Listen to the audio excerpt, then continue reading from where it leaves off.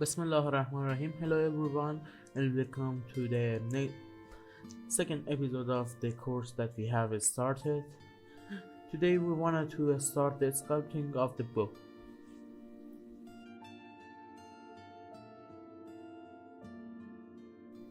Before getting starting the sculpting, we have to make sure that our how can I say it? Our topology is good. You can see that we have something like rectangles in that bandages, so it's not good. We have to have something like um, squares. As you can see, I will add two loop cuts to them because I wanted to have some edge loop that makes these polygons like squares, because I wanted to sculpt it. But after doing this and finishing the sculpting of the wall, I got that I don't want to sculpt them because they are okay with a PBR texture. They would be good, but you can see that with a little of the geometry they would look good, and they won't work because we have used shrink-wrap modifier on it. So we will start the sculpting of the bow first. Before we starting the sculpting, I wanted to make sure that our topology is good to get a better result with something like multi-resolution modifier. So I will add loop cuts in between of the edges to make polygons feel like squares and get a better topology. Do it in half and then mirror it in the z-axis, so it will be done.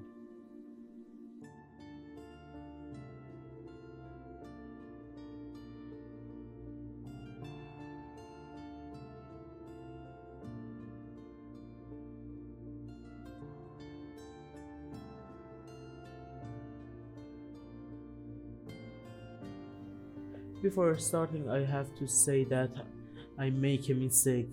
That in my video recorder I said that I only wanted to record the Blender window. So the other window that I have opened it and my reference that I used in PREF not be shown.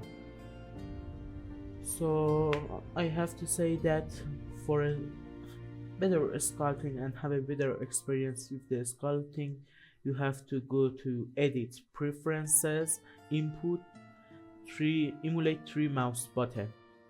When you do that, the alt click will behave as middle click mouse button, something when you are sculpting you can't access to it. So alt and left button click will be rotate, Control Alt would be zoom in, zoom out, and Alt Shift would be panning. It would be very handy in between of sculpting.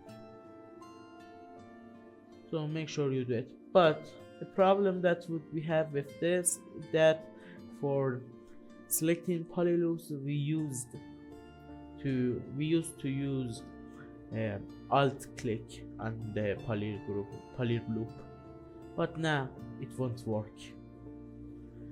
You have to double click on it and select a ring right like this, press shift and control and select them but one by one so you can get the ring.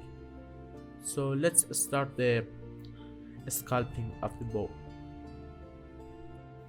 So go to a sculpting one and remember that by pressing bracket key you can isolate the mesh that you have selected and then work on it and work with it. I don't do that because I wanted to sculpt some words that are shown in my reference, not something is behind the bandages and won't be shown. So let's start it.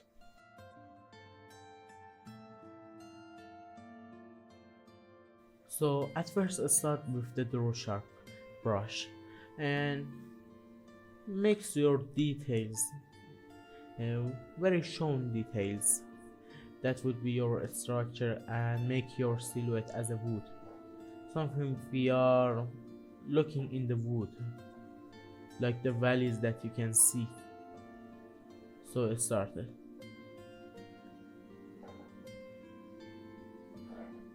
You may notice that when we are zoom in, our brush would be very be a little size, and if we zoom out, our brush would be very big. It's because of the something that's we don't have dynamic brush as we have in ZBrush in Blender.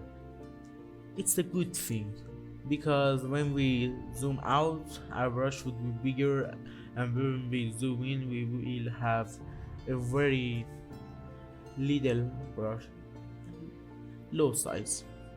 So it's good because it's save time. As you can see, most of the brushes that we will use at first, add a multi-resolution modifier to your object. When you are in the sculpt mode, only place Ctrl, for example 2, and you will add it a two level subdivision that you can work on it. So start sculpting the details and then use it. Really don't pay a lot of attention to many things like the values. We will work on the values. Pay attention on the marks that you wanted to work on. These are all only marks that we will go on it, and we will improve them. We will work on it to make a better texture of the wood.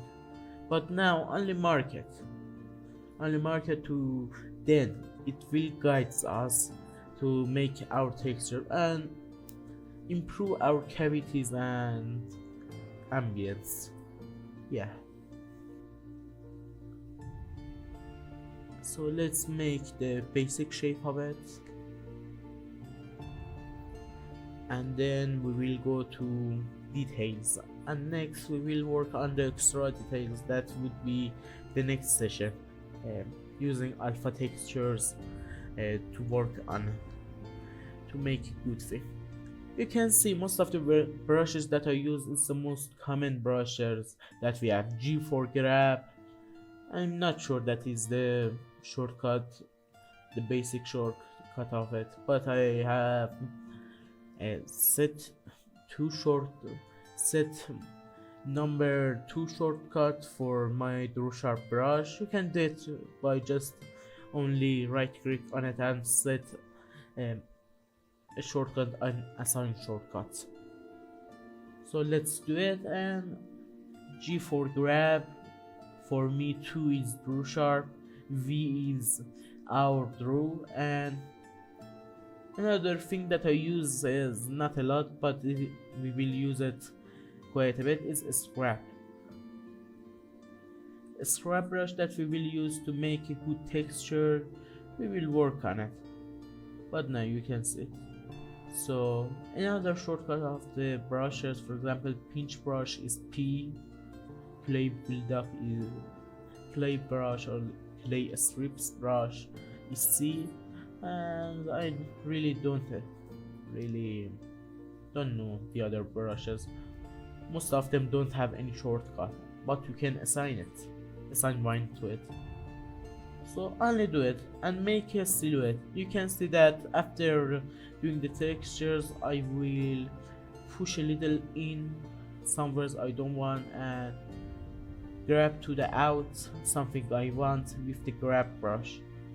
It would give us a better silhouette that we have had, and it would be very good. You can see I mentioned that I noticed that there is an issue in my work, and that's two loops are other and are top of each other, and it's not good. I will fix it.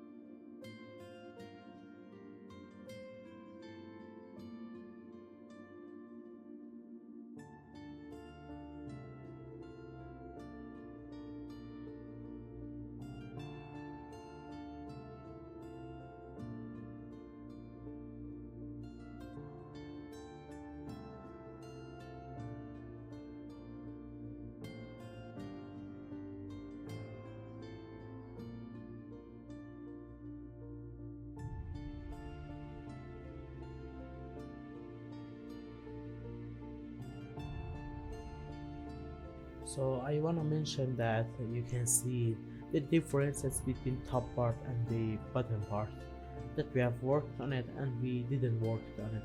It would be better after a little of the working, and we would see the difference between it. So let's continue it. Before I continue, I wanted to say something that you can see.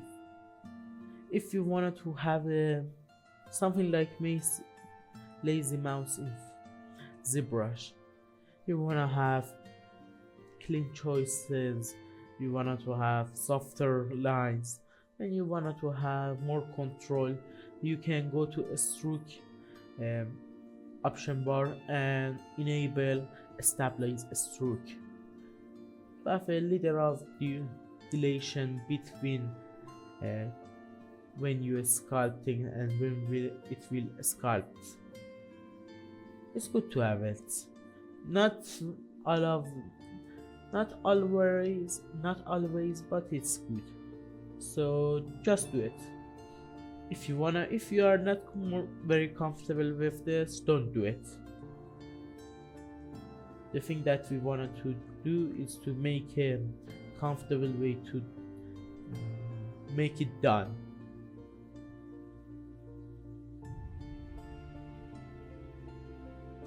The second thing you have to notice is that we didn't turn on the symmetry on the z-axis. Why it's for? Because in the real world the woods are not symmetric, their texture are different, so it's good to don't have any symmetry on it. Only do it, and it would be different, and it's not a problem. It's good because it's make it real, make it more real than we had, more realistic than we had. Even though our work is a stylized one. So every time you think that your resolution is too high and you have worked on it a lot and the base form is not like that we had, so why you can go to shape and apply base on the multi-resolution modifier. So why we do that? Because after sometimes you don't want to really topologize your bow. You only want, you have the base mesh, it's about, for example, 7,000 polygon that we have now, and it's okay for you. You wanted to use it only for rendering, so you can set apply base to have a same mesh, same silhouette as you have on your high poly, and then duplicate it and have a one with the multi-resolution modifier applied, and delete multi-resolution modifier on the other one, and you will have it a base mesh, a low poly mesh, and a high poly mesh. You will UV it and you will bake it as well as you can. Easy peasy like lemon squeezy, I think. Yeah. So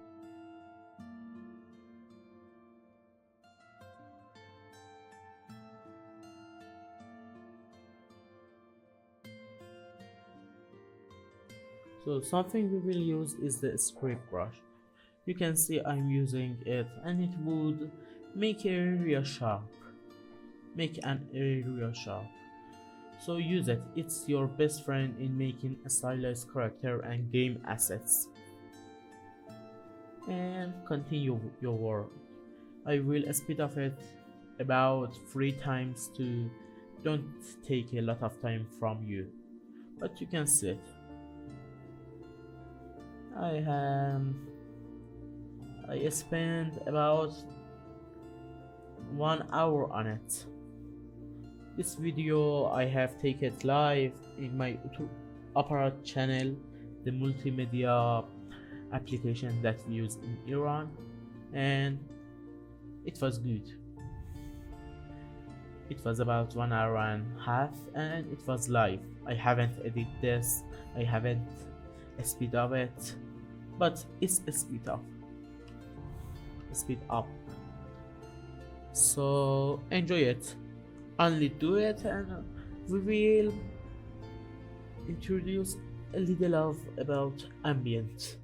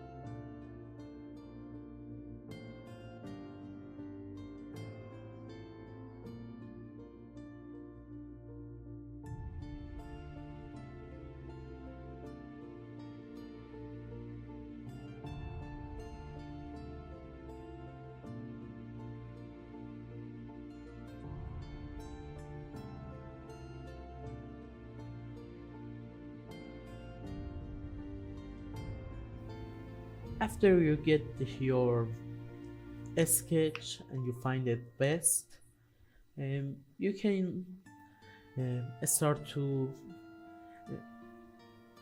improve your ambience. We, now we wanted to talk a little about it. As you can see on this picture, um, we have something called value. At this drawing, the lights, where the lights are coming, it's a little whitish and has a lowered value. But when we have our darkish, it's valued, and having different value will improve our work. As you can see on this picture, we have a lot of different values that makes contrast, and contrast is interesting in our work. We can make it in 3D even though it's a 2D picture that have painted with a brush or something like that. But if you wanted to improve your cavity and improve your ambient, that was about value. Ambient means that we will have somewheres a lot of darkish shadows that will improve our look on the model. You can see, and we can make it with a little of the tools in Blender. I will make it with ambient occlusion node, but to do that we have to have valleys on our work. To make valleys and improve our ambient occlusion ambience, we have to resize our draw sharp brush to a lower size and then repaint on it. I know it would look like it's painful, but it's not. It's our work. Sketch it and then go on it and improve the ambience, and then we will scrape it to have a better shape, and then we will texture it absolutely with, for example, PBR textures, or as I did in this work with alpha textures on the model.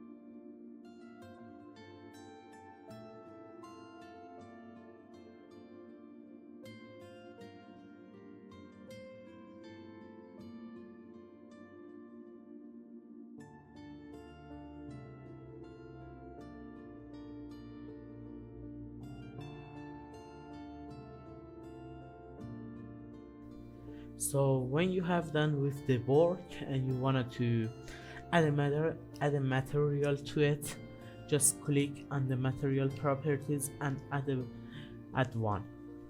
Mix your color as I did, or whatever you like. Press Z and go to material mode,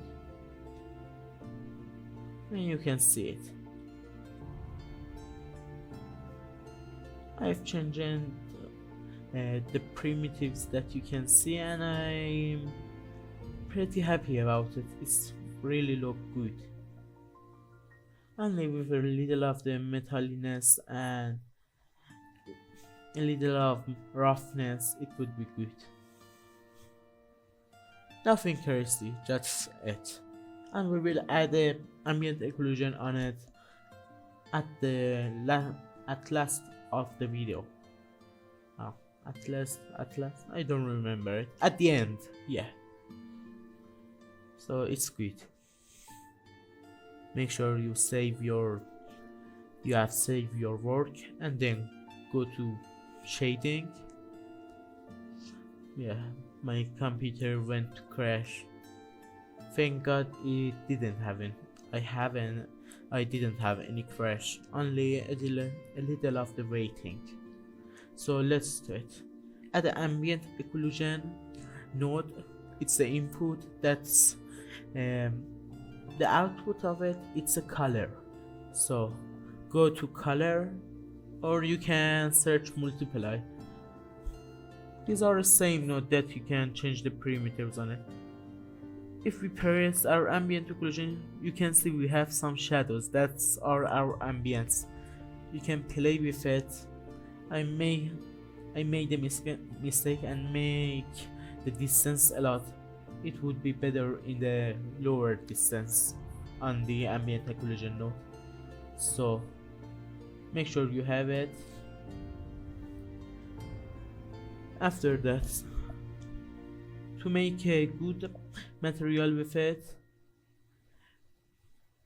yeah, as I did in the node A, at first set it to multiply, and then go, and your A color would be your base color, and the next color would be your multiply that we want. Is to have it on multiply, have our ambient occlusion, and you can see it, the difference between having it or don't having it. I think because of the quality of my thinking of my recording, you can see it, because I forced to record it in a not very ideal quality, but it's good. It has many differences. With a lower distance it would be better. So only this, and I think we have done. Yes, I checked it, and we have really done. Thanks for watching this video, and God wills we will have the third section. So take care of yourself, and goodbye.